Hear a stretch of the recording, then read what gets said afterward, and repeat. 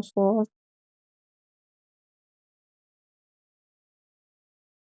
Fosfor bildiyimiz kimi qeyri-metaldır. P elementidir. Sıra nömrəsi neçədir? 15. Atom kütləsi 31. Qısa elektron 3-cü dövrün 5-ci qrup elementidir. 3s2, 3b3, 3d0. Və təbii ki, 5-ci qrup elementləri bir dəfə həyəcanlanır. Həm normal halda 3 tək elektronun var, müsbət 3. Həm müsbət 5 həyəcanlanan sonra göstərə bilər 5 dənə tək elektron yarananda. Bəzi birləşmələrdə 3 variantdır, bəzilərində 5 variantdır. Məsələn, bu ağ fosforun tərkibində indi fosforun atrofik şəkil dəyişmələrin quruluşlarını verəndə yenə də orada deyəcəm. Deməli, ağ fosforun tərkibində 3 variantlı olur. Belə 3 bucaq şəklində çəkilir. Belə mərkəzdən də birləşdirilir. Hər fosfordan gördüyümüz kimi 3 xətt çıxır. Deməli, 3 variantlıdır. pH3-ün tərkibində, fosfin tərkibində 3 variantlıdır. P2O3-dür, P-xlor3-dür, orada 3 variantlıdır. Bu formada. Amma 5 variantlı birləşmələr var. Fosfor 5 oksid, fosforun turşuları var, ortofosfat, pirofosfat və s. P-xlor 5, yəni həm 3 variantlı, həm 5 variantlı ola bilər. Maksimum müsbət 5, minimum isə mənfi 3 oksidaşma dərəcəsi göstərə bilər. Minimum tapmaq üçün biz demişik, qrup nömrəsindən 8 çıxırıq. Bu belə. Deməli, təbiətdə tapılması haqqında nə deyə bilərik? Yalnız birləşmə şəklindədir. Jones, biz həmişə demişik, Jonesa daxil olan elementlər, açar sözümüzdür, karbon, oksigen, azot, kükürt. Bunlar həm sərbəst, həm birləşmə şəklindədir. Fosfor isə ancaq birləşmə şəklində yayılıb. Hansı birləşmələri var? Fosforit mineralı şəklində var. Fosforit mineraları kalsium 3, PO4-dən 2 dəfə, yəni bu formada yazılır. Sonra apatitlər şəklində yayılıb. Apatit ilə elə kalsium ortofosfatı yazırıq. Kalsium ortofosfatı. Ancaq burada yanında kalsium X2 bura qeyd edirəm. Niyə? X-in yerinə həm flor, həm xlor, həm OH ola bilər. Məsələn, bunun yerində xlor olsaydı, deyərdik ki, fluoropatit, fluoropatit, hidroksid qrupu olanda OH, hidroksiapatit, yəni həm xlor, həm flor, həm OH qrupu ola bilər. İnsan bədənində də var. İnsan yetkin orqanizmin, insanın bədənində 1,5 kiloqrama qədər fosforu var. Əsasən beyin hüceyrələrində olur, sümük toxumalarının tərkibində yerləşir. Yəni 1,5 kiloqrama qədər yetkin insan bədənində fosfor olur. İndi gəldiyi alınması, dediyimiz kimi birləşmə şəklindədir. Fosforit mineralının tərkibindən alınır. Bunun üçün fosforit mineralı götürülür. Təbiətdə olan birləşmədən istifadə edirik. Fosforit mineralı götürülür.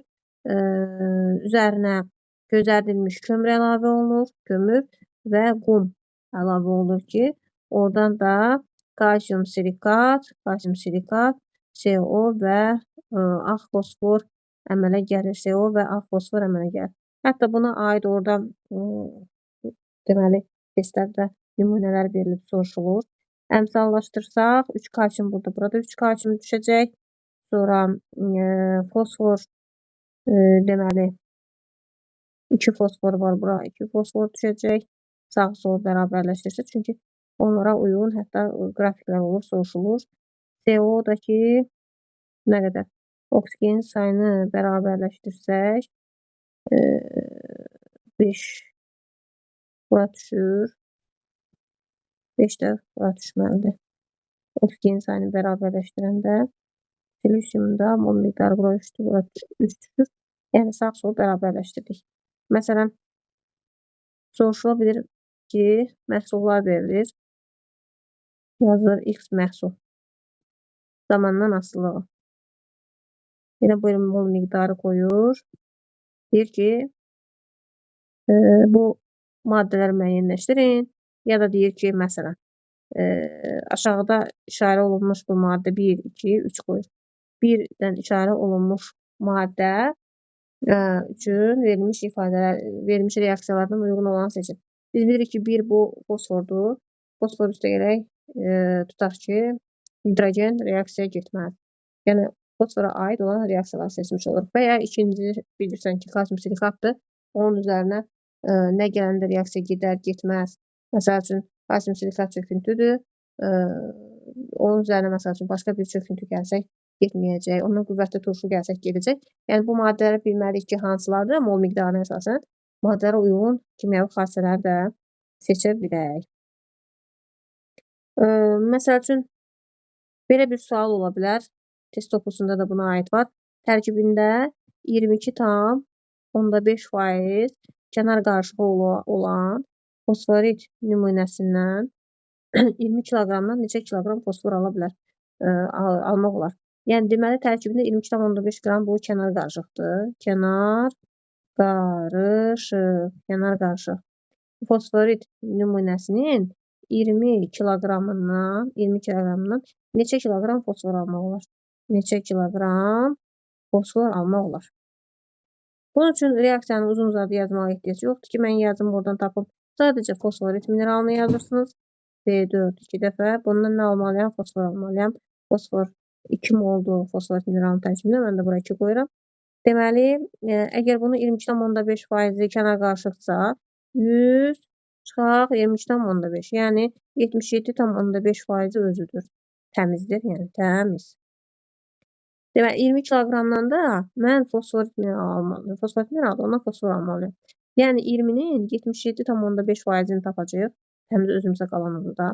Bu da alınacaq 5-ə bölürük.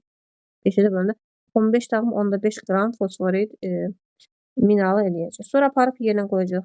Kalsium ortofosfatın nisbi molekul kütləsi 310-dur. 310-dan 2 vuraq 31, yəni 62 qram fosfor alınırsa, 15,5-dən nə qədər alınır? Buradan da alınacaq. Deməli, 3,1 qram fosfor alınır. Bizdə kiloqram deyil, daha doğrusu 3,1 kiloqram fosfor alınır. Yəni, deməyəm budur ki, kənar qarışıqdır, kənar qarışıq çıxıram, təmiz bizə qalanı 20 kiloqramın içərisində təmiz 10%-ni tapıram, ondan da fosfor mineralını alıram. Bu tərzdə suallar düşə bilər. Fosforit mineralından fosforun alınması. Deməli, hansından istifadə edirik? Kalsium ortofosfat fosforit mineralından çözərdilmiş kömür və silisium 4 oksid iştirakında yüksək temperaturda 1500 dərəcədən yuxarı temperaturlu yüksək temperaturda qızdırılması nəticəsində fosfor, kalsium silikat, CO maddəsi alınır. İndi gəldik fosforun allotropik şəkil dəyişmələrinə. Fosforun 3 allotropik şəkil dəyişməsi var. Ağ fosfor, qırmızı fosfor, qara fosfor. P4 ağ fosfordur. Digərləri ilə tək P şəklində yazılır. P4 üçün deyə bilərik ki, sarıya çalan muma bənzər bir maddədir. Səsiniz zəif gəlir. Deməli, ağ fosfor dediyimiz kimi rəngsiz, sarımsaq iyili maddədir. Daha doğrusu sarıya çalan rəng verir. Sarıya çalan rəngsiz deyəndə sarıya çalan rəng verir. Ağ fosforun rəngi. Sarımsaq iyili qoxulu maddədir. Və ən əsas bu işıq saçan bir xassəsi var. İşıq saçan. Suda həll olmur. Amma karbon 4 sulfitdə CS2-də həll olur. Həll edici kimi götürsək. Molekulyar quruluşudur. Qaranlıqda işıq saçır. Sonra bıçaqla kəsilir. Yəni yumşaqlığına görə deyirik ki, yumşaqdır, bıçaqla kəsilir. Və aktiv olduğuna görə hətta onu suyun altında saxlayırlar. Ondan sonra quruluşunu da göstərə bilərik ki, bu formadadır quruluşu.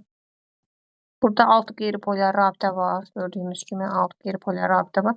Hətta test toplusunda rabitə mövzusunda buna aid sual var idi ki, rabitədə iştirak edən elektronlar, ümumi elektronlar neçə faizini təşkil edir? Burada 6 rabitədir. Hərəsində 2 elektron eləyir 12. Ümumi elektron da P4 şəklindədirsə, bir fosforda da sıra nömrəsi 15-dir. 15-i 4-ə vururam eləyəcək 60. 12 də 60-ın 20%-ni təşkil edəcək. Yəni, buna aid də bu tərzdə suallar olur. Gəldik qırmızı fosfor. Qırmızı fosfor, qırmızı qonur rəngli tozdur. Zəhərli deyil. Nə suda, nə də CS2, yəni karbon 4 sulfitdə həll olunur. Heç biri suda həll olunur. Amma karbon 4 sulfitdə ağ fosfor həll olur, qara fosfordan qırmızı fosfor həll olunur. Özü qonur rəngli tozdur. Belə qırmızı qonurlar çalır da, belə bu rəngli tozdur. Ancaq ağ fosfor bir dənə zəhərlidir, digərləri zəhərli deyil. Eləcə, yəni qırmızı fosfor zəhərli deyil. İşıq saçmır, qoxusu yoxdur. Sonra, yəni amma ağ fosforda nədir? Dedik sarımsaq iyilidir. Sonra qızdırıldıqda sublimasiya edən bir maddədir. Bu qeyri-molekulyar quruluşludur. Ağ fosfor molekulyar quruluşlu dedik. Amma bu qeyri-molekulyar quruluşludur. Sonra kristal quruluşunu bu formada göstərmək olar. Bu formada göstərmək olar.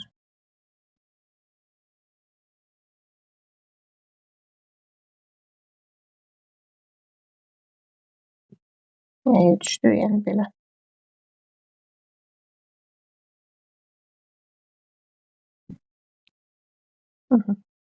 Ağ fosforun buxarını subliminasiya edən maddədir. Deməli, bunun özünün buxarını soyutduqda ağ fosfora çevrilir. Bunun özünün buxarını soyutduqda ağ fosfora çevrilir. Qara fosfor xarici görünüşünə görə qrafitə oxşuyur. O da zəhərli deyil, suda həll olmur, karbon dioksiddə həll olmur, qeyri-molekulyar quruluşu da eyni qırmızı fosfor kimi deyirsən. Amma xarici görünüşünə görə qrafitə bənzəyir. Bu da atom kristal qəfəsidir. Burada bir şey var ki, bu yarım keçirici xassiyə göstərir. Yarım keçirici xassiyə göstərir. O da qoxusu yoxdur. Təbii ki, aktivliyi ağ fosfordan aşağıdır. Ən güclü aktivlik kimyəvi reaksiyada ağ fosfor göstərir, sonra qırmızı, sonra qara. Sıxlığına baxanda amma qara fosforun sıxlığı görsən rəngi getdi-gedə tündləşir. Qara fosforun sıxlığı belə də rəngi əsasında saxlaya bilərik. Qara fosforun sıxlığı hamısından çoxdur, sonra qırmızı fosfor, onun ən az sıxlıq isə ağ fosfora malik ola bilər. Sonra alovlanma temperaturu, sıxlığı çox olan alovlanma temperaturu çox olur burada. Qara fosforun alovlanma temperaturu qırmızının ağ fosfor isə aktivliyi çoxdur. Tez reaksiya girir, yüksək alovlanma temperaturu yoxdur. Yəni, ağ fosfor güclü kimyəvi reaksiya aktivliyi var deyə o yüksək temperatura ehtiyac yoxdur da, aşağı temperaturda da reaksiya girir. Bu qara fosforun da quruluşu altıbucaqlı formasındadır. Yəni, belə altıbucaqlı çəkəcək gedir. Benzol həlqəsinə oxşuyur, sipla heksagon quruluşuna oxşuyur da, yəni bu formada çəkəcək gedəcək belə. Digər kimyəvi xassələri fosfor oksigenlə, florla, xlorla tez asan reaksiyaya daxil olur. P üstə gələk o ki, məsəl üçün, çox götürəndə P2O5 olar, oksigen çox götürsək. Oksigeni az götürsək, P2O3 yaranar. Sonra kükürdü çox götürəndə P2S5, az götürəndə eynən oksigen kimidir. Az götürəndə P2S3 əmələ gələr. Sonra fosfor xlordan da dediyim kimi reaksiya girir, tez reaksiya girir. P-xlor3 az götürəndə, çox götürəndə P-xlor5, P-xlor5. Sonra fosfor hidrogenlə reaksiya daxil olmur. Hidrogenlə reaksiya daxil olmur. Flordan yenə eynən xlordakı kimi reaksiya girəcək. Sonra metallarla reaksiya girir. Məsələn, kalsium üstə fosfor əmələ gələcək. Kalsium, fosfid, metallar maksimum valentin göstərir həmişə bu minimumu, yəni 3 valentli olur birləşmələrdə. Ondan sonra, məsələn, bu alınan P-xlor üçün P-xlor5-ə aid bir reaksiyalar yazmaq istəyirəm ki, P-xlor3 təzədən sulanla reaksiya girib H-xlor, H3PO4 əmələ gətirə bilər 2 turşu. Daha doğrusu, bu 3 valentli deyil. Burada H3PO3 əmələ gətirəcək. Ancaq P-xlor5 götürsən, H-xlor üstə gələk H3PO4 əmələ gətirəcək. Burada fosfid, burada isə orta fosfat turşusu əmələ gətirir. Sonra bundan harada istifadə olunur? Alınan bu kalsium fosfiddən axı fosfor hidrogenlə birbaşa reaksiya daxil olmur. Onun sudan reaksiyasından kalsium hidroksid üstə gələk pH3 əmələ gəlir. Sonra H-xlordan kalsium fosfidin H-xlordan reaksiyasından kalsium xlorid üstə gələk pH3 əmələ gələ bilər. Yəni, bu da kalsium fosfiddən pH3 alınması həm su, həm də H-xlor iştirakında ala bilər. Fosfin özü, fosfin maddəsi dediyi kimi birbaşa alınmır, dolayı yoldan alınır. Fosfidlərin su ilə H-xlordan reaksiyasından fosfin özü zəhərli qazdır. İylənmiş balığı, qoxmuş balıq iyi verir, sarımsaq iyi verir bəzi mənbələrdə. pH3 kütləsi fosfor 31 hidrogen hamısı cəmi bir yerdə eləyəcək 34, deməli havadan ağır qazdır. Havada asan oksidləşir, asan reaksiya girir, pH3-dür. Havada reaksiya girərək P2O5 üstə gələk su əmələ gələ bilər. Sonra aşağı temperaturda özü də parçalanır, pH3 parçalana bilər.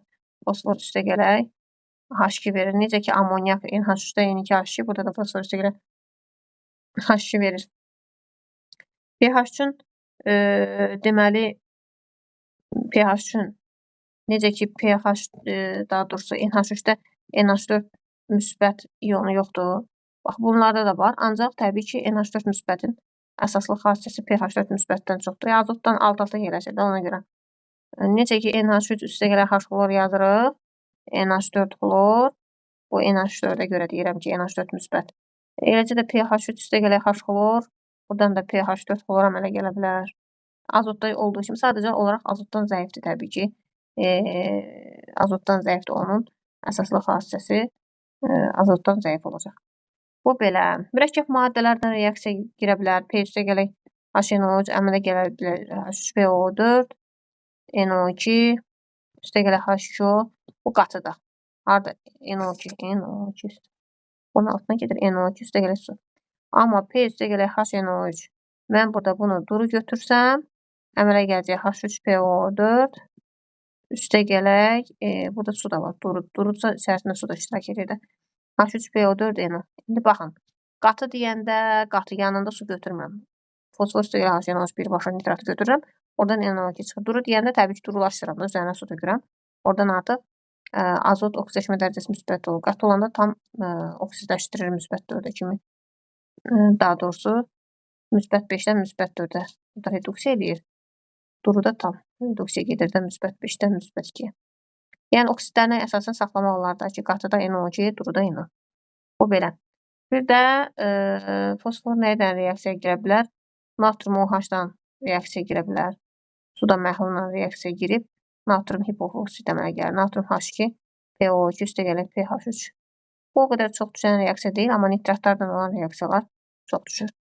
Kibrit yanında deməli kibritin hazırlanmasında qırmızı fosfordan istifadə olunur. Əmələ gələn o ağ tüstü, kibriti vuranda əmələ gələn ağ tüstü o P2O5-in ağ tüstüsüdür. Pisi isə SO2 aiddir. Niyə görə? Kibrit çöpün hazırlanmasında uc hissəsinə kükürt vurulur. Bir də kalium fluoro3 buna bertella duzu deyilir. Sonra kibritin yan tərəfinə isə vurulur qırmızı fosfor, narın əzilmiş şüşə. Qırmızı fosfor, qırmızı. Və narın əzilmiş şüşə. Bir də yapışqan təbii ki, hər ikisinin başlığına yapışqan vurulur ki, onu yapışdırsınlar. Və bu zaman kalium xloro3 fosfordan reaksiya girəndə buradan alınacaq kalium xlor üstəgələ P2O5. Bax, bu ağ tüstü P2O5-ə aiddir. Sonraki o kükürt də var. Kükürt də oradan oksigenlə reaksiya girəcək. Havadakı oksigenlə alışacaq və SO2 qaz əmələ gəlir. O kəskin iyi ki çıxır. Həmin idə SO2-yə məxsus olacaq. Ağ fosfordan deməli yandırıcı mərmilər, hərbi tüstü pərdələri hazırlanmasında istifadə olunur. Hərbi tüstü pərdələri hazırlanmasında istifadə olunur. Bizə situasiya sual kimi düşə bilər. Həmçinin əl qumbaralarının hazırlanmasında istifadə olunur. Sonra xlorofosların alınmasında bilirik ki, bitkilərdə indeksiz kimi vurulur. O xlorofoslar müxtəlif birləşmələrdə vururlar ki, ziyanvericilərlə mübarizəyə qarşı onda istifadə olunur. Sonra qırmızı fosfordan deməli metalların ərintilərinin alınmasında, kibrit istehsalında istifadə olunur. Qara fosforda bayaq dediyim kimi yarım keçirici kimi istifadə edilir. Orada hərbi tüstü pərdələri, orada pərdələr sözündəki P-yə əsasən saxlaya bilərsiniz ya da niyə görə? Çünki üzvü kimyanı da keçəndə orada biləcək partlayıcı maddələr hazırlanmasında trinitrotoluol var, trotil partlayıcının hazırlanmasında, sonra trinitroanilin var, trinitrofenol var, hamısı çoxdur, partlayıcı maddələr çoxdur. Ona görə də hərbi tüstü pərdələri sözündən P-dan P fosfor. Hərbi tüstü pərdələri sözündən saxlaya bilərsiniz ki, hərbi tüstü pərdələri yandırıcı mərmilərin hazırlanmasında əl qumbaraları və s. fosfordan istifadə edilir. Bu belə. İndi fosforun hansı oksidləri var? P2O3-dür, fosforun oksidləri, bir də P2O5-dir. P2O5. P2O3 bu həm də dimer şəklində göstərmək mümkündür. P4O6 şəklində. Deməli, oksigen az olanda P2O3 əmələ gəlir. Təzədən oksidləşəndə P2O5-ə çevrilə bilər. P2O3 soyuq su ilə tədricən reaksiya daxil olur və H3PO3 fosfid turşusu əmələ gətirir. P2O3 üstəgələk su əmələ gələcək H3PO3. Sonra bunu hansı turşunun anhidridi deyə soruşulur. Gördüyümüz kimi fosfid turşusunun anhidridi hesab olunur. Fosfid turşusunun formulunu yadımıza salaq. Fosfid turşusu baxmayaraq 3 hidrogen var. Onun ikisi mərkəzi atoma oksigen vasitəsilə birləşir. Biri isə birbaşa birləşir deyə onun əsaslığı, fosfit turşunun əsaslığı 2-yə bərabər olacaq. Yəni 2 dənə metaldan əvəz oluna bilər. Onun normal duzu, məsəl üçün natrium 2 HPO3 bu artıq burada normal duz natrium fosfit kimi adlandırılacaq. Ondan sonra gəldik P2O5-ə. P2O5 də bu da turşu oksididir. Təbii ki, burada valenti 5-ə bərabərdir. Ağ, yumuşaq toz şəkilli maddədir və həddən artıq higroskopik maddədir. Higroskopik maddə deyəndə sulfat turşusu P2O5 gözümüzün qabağına gəlsin. P2O5-in turşularda da keçmişik. Sudan reaksiyalarından 0 dərəcədə metafosfat, sonra 20 dərəcədə H4P2O7, yəni pirofosfat, 100 dərəcədə isə H3PO4, yəni ortofosfat alınacaq 100 dərəcədə. Burada əsaslıqda 3 hidrogen mərkəzi atoma oksigen vasitəsi ilə birləşir və ortofosfat turşusunda əsaslıqda 3-ə bərabərdir. İndi bunu necə yadımıza saxlayaq uşaqlar? Burada 20-də 2 var. 2 var, görürsünüz. Onda P-də də 2 olsun. 20-də 2 var, P-də də 2 olsun. Yəni 3 dənə turşudan hansının tərkibində 2 varsa o 20 dərəcəyə aiddir. Yəni P2-də fosfor sayı 2-dirsə. Yerdə qalır 0 dərəcə, 100 dərəcə. Hansında atom sayı azsa onu 0 dərəcəyə qoyarsınız. Yəni metafosfatda atom sayı azdır axı. 5 atom var. Atom sayı çox olan ortofosfatı isə 100 dərəcəyə qoyacaq. Belə yadda saxlaya bilərik. Əslində biz bir də demişdik ki, turşu oksidi turşundan girməz. Burada istisnalar var. Çünki P2O5 nədir? Higroskopikdir. Bütün turşuların içərisindən suyu özünə çəkməyə çalışır. Və buradan HPO3 üstə gələ N2O5 yaranar. Onun içərisindəki suyu çəkir özünə. Eləcə də perxlorat turşusundan da eynən reaksiya gedə bilər. Baxmayaraq ki, turşu ilə girməz. Amma burada istisnalar var. Çünki higroskopikdir. Bu zaman HPO3 metafosfat alınır buradan. İkisindən də metafosfat alınır. Bir də təbii ki, onun oksidini çıxardacaq çölə uyğun gələn oksid. Burada 7 valentlidir. 7 valentli oksid xlor2O7-ni çıxardacaq çölə. Yəni bu formada. Sonra P2O5-dən harada istifadə olunur? Qazların qurudulmasında, dehidratlaşmada istifadə olunur. Sonra bir də əvəz etmə reaksiyası biz bilirik ki, bəsit və mürəkkəb maddə arasında gedir. Amma istisnalar var idi. SO2, P2O5, sonra silisium O2, P2O5, sonra SO2, NO2, bir də karbon qazı. Bu sırada əvvəldə deyilən oksid digərləri özünün duzlardan sıxışdırıb çıxardır. Məsəl üçün silisium O2 heç birinin gücü çatmır. Get-gedə bərkliyi azalır, bir-birini sıxışdırıb çıxartma cərgəsi deməli yaranır. Məsəl üçün buna aid düşsə ki, kalsium karbonat üstə gələk silisium O2, bu reaksiya gedər. Çünki silisium O2-nin bərkliyi karbon qazından çoxdur, onu çıxardacaq. Kalsium silikat üstə gələk karbon qazı olacaq.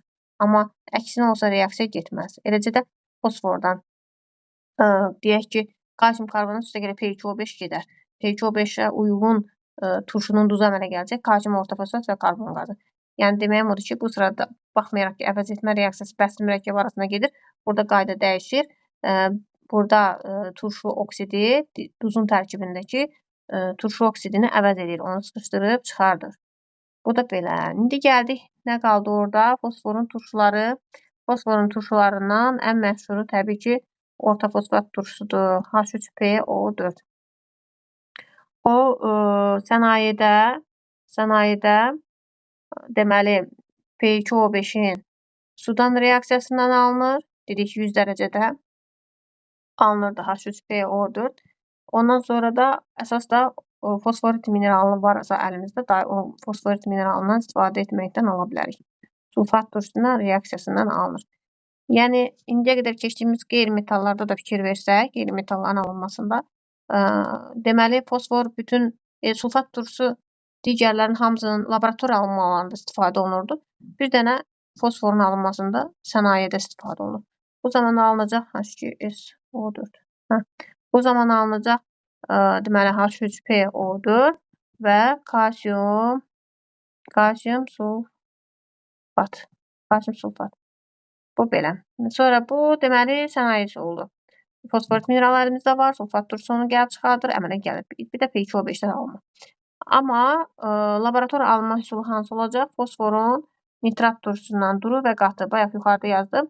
Duruda H3PO4, NO2H2O, qatıda isə HbO4 NO alınacaq. Orta fosfat turşusu 3 əsaslıdır. 3 mərhələdə dissosiasiya ediləcək və təbii ki, get-gedə hər dəfə mərhələ sürəti zəifləyir və lakmusu qızardır, çünki turşuluq hadisəsi var. Turşular qızardır. Yeganə karbonat turşusudur ki, çəhrayı rəngə boyayır, qalanları qızardır. Yaxşı, kimyəvi xassələr nədən deyə bilərik? Metallarla reaksiya girə bilər. Təbii ki, turşudur deyə metallardan girəcək, əsas oksidlərdən, əsaslardan. Yəni, bunu mənə elə gəlir ki, ümumi xassədir. Hərəsinə aid bir dənə nümunə yazsaq bəsdir. Məsələn, götürürəm kalsium üstə gələk H3PO4, nə yaranacaq? Kalsium, orta fosfat və hidrogen. Götürürəm, məsələn, natrium OH, əsaslardan deyirəm, reaksiya girir. H3PO4, yenə əmələ gələcək natrium, orta fosfat, üstə gələk OH varsa oradan su çıxır. Eləcə də götürürəm, bu dəfə kalium götürək, kalium oksid, üstə gələk H3PO4, buradan əmələ gələcək kalium, orta fosfat, üstə gələk su və s. Yəni, deməyim budur ki, həm metallardan, həm əsaslardan, həm əsas oksidlərdən reaksiya daxil olur və nisbətdən asılı olaraq, məsələn, mən kalsium hidroksiddən H3PO4-ün reaksiyasında nisbətdən asılı olaraq həm turş duz, həm əsasi duz, həm də deməli, oradan normal duz almaq mümkündür. Belə, nisbətdən asılı olaraq almaq mümkündür. Eləcə də NH3-dən reaksiya girir. NH3 əsası xassisə göstərdiyinə görə H2PO4-dən reaksiya girir. Buna aid hətta çoxlu suallar var. Buradan əgər 1 moldursa NH4, H2PO4 əmələ gəlir. Ammonium dihidro orta fosfat. Eləcə də 2 moldursa ammoniumun sayı çox olur. Ammonium, əgər ammoniakı 2 mol götürsək, ammonium hidro orta fosfat. Deməli, 3 mol götürəndə ammonium götürürəm, ammoniak məsəl üçün götürürəm 3 mol, üstə gələr H3PO4, bunda ammonium orta fosfat alınacaq, çünki 3 mol götürmüşəm. 3 mol götürmüşəm. Bax, belə nisbətdən asılı olaraq dəyişə bilər. Sonra xüsusi xassələrə əsas onu deyək. Xüsusi xassəsi nədir? H3PO4 parçalananda H4P2O7 üstə gələk su əmələ gəlir. Bunu necə yadımızda saxlayaq? Temperatur artdıqca ki, 0-dan 20-yə, 20-dən 100-ə getmirdi. Elə bir ki, temperaturu artdıqca bu cür formada artır da geri qayıdırıq. H3PO4-dən H4P2O7 ala bilərik, ondan da ala bilərik HPO3. Yəni, xüsusi xassəsi olaraq onu göstərə bilərik. Sonra H4P2O7-dən də dalın yazılır. H4P2O7-dən də HPO3 üstə gələk su ala bilərik. Sonra HPO4-ün duzlarından bir dənə dedik ki, orta fosfat duzlarından natrium, kalium, ammonium həll olur. Qalanları isə çöküntüdür. Məsəl üçün, gümüş orta fosfat çöküntüsü var. Sarı rəngli çöküntüdür. Baxmayaraq ki, xüsusi xassələrdən biridir. Baxmayaraq ki, nitrat turşusu, orta fosfat turşusu turşuların aktivlik sırasında bir yerdədir. Amma argentium nitrat üstə gələk H3PO4 reaksiyası gedə bilər. Çünki sonda nə verir? Əsas ən zəif belə turşu belə gəlib çıxarda bilər. Bir şərtdən ki, sonda çöküntü versin. Yəni, buradan argentium, deməli, orta fosfat üstə gələk natrium nə idi? H2PO4 gəldi, çıxartdı. Bunu natrium götürək də onda. Natrium, duz reaksiyası çünki yazmaq istəyirəm. Natrium nitrat əmələ gələ bilər. Natrium nitrat burada sonunda. Əslində H2PO4 də yazsaq bir problem deyildi. HNO3 yazacaqdıq da. Yəni, HNO3 burada natrium orta fosfat götürdük. H2PO4 də götürəndə HNO3 yaranacaq. Yenə də reaksiya gedəcəkdir, çünki sonda çöküntü verib. Bir ilk baxışdan fikir vermədim. Yəni, sonda çöküntü verib də, yenə də o həmin reaksiya getmiş olacaq. Bu belə. Bundan harada istifadə olunur? Orta fosfat turşularından. Yenti sənayesində istifadə olunur. Bu situasiya sual kimi düşə bilər. Yenti sənayesində siropların hazırlanmasında. Sonra suyun natrium orta fosfatdan istifadə olunur. Suyun daimi codluğunun aradan qaldırılmasında. Sonra ammonium hidro orta fosfatdan istifadə olunur. Dərman maddələri, o da davamlı hopdurucuların hazırlanmasında. Gübrə kimi istifadə olunur, gübrə kimi. Sonra orta fosfat turşusu nəyin tərkibində daxildir? ATF-dir, DNT-dir, RNT-dir. Bax, bunların hamısının tərkibində var. Onların tərkibində daxildir. Amma ən əsas natrium orta fosfatdan codluğun aradan qaldırılmasında istifadə olunur. Suyun daimi və müvəqqəti codluğunun, hər iki codluğun qaldırılmasında orta fosfat üsulundan istifadə olunur. Soda və orta fosfat üsulu hər iki codluğun aradan qaldırılmasına istifadə olunur. Amonium hidroortofosfatdan da deməli, o da davamlı hopdurucuların alınmasına istifadə olunur. Bu da stressli sual kimi düşə bilər deyə mütləq bunu qeyd edib, yadda saxlamalıyıq. Bu belə, yəni fosfor haqqında, turşuları, oksidləri haqqında bu qədər.